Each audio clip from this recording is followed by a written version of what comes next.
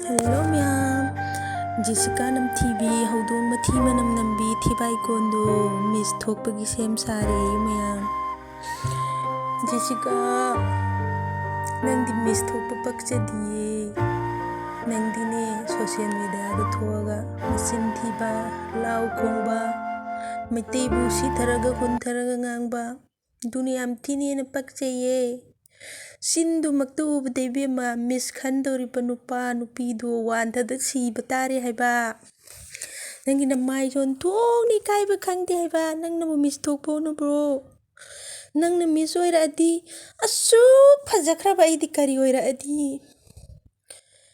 hi nang na miss thokla adi phajakra ba igi saktam se as ai ju miss thokna bo sem sa batare sakne gaina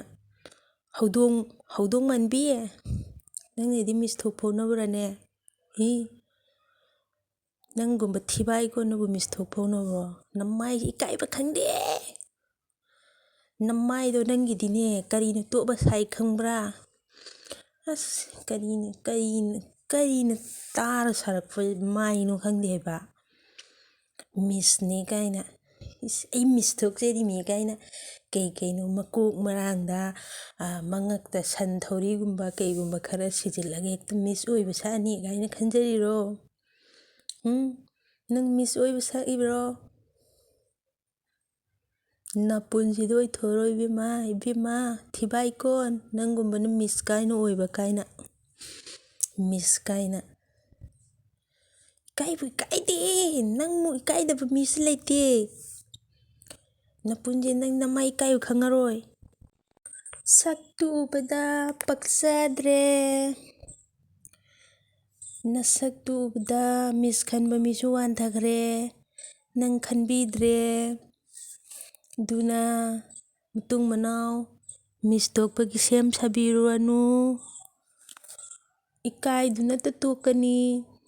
hoida nangi na mai di na punji da su ikai ba khangaroi aduna ikai bai ba ya chinang di khangaroi domina dum nang thok to biro ibe mai kai khangdabi mutung manau miss ki sem saba thabak to biru anu nangdi miss thokpa pakcheroi howdong mathi sengo maitai khoi gi thi chawo thi chabana pakchaye nangdi nasin achouba aduda lipstick ka kaput kabak sangjariba chindo adudagi thoklakpa nangi thiraba chin thibado aduna hena pakchaye nangdi miss thokpa pakchade makeup tawba pakchade nangdi howdong mathi thengbana pakchagani maitai gi thi sengba thi chaba chindo lipstick ka muk sangbiranu lipstick ki company mutkhiba tare ibema chinthibi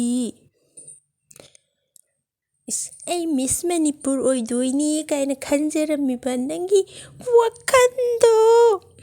miss manipur oidoimi khanjaramiba nangi wakhando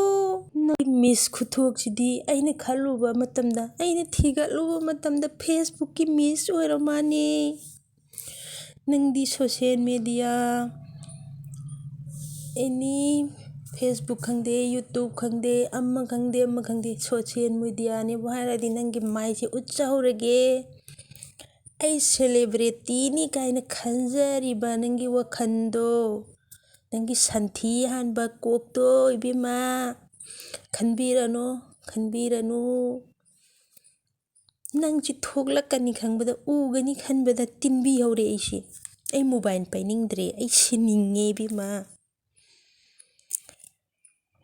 do nang yaragadi aiga maktang thengnase haibro mai che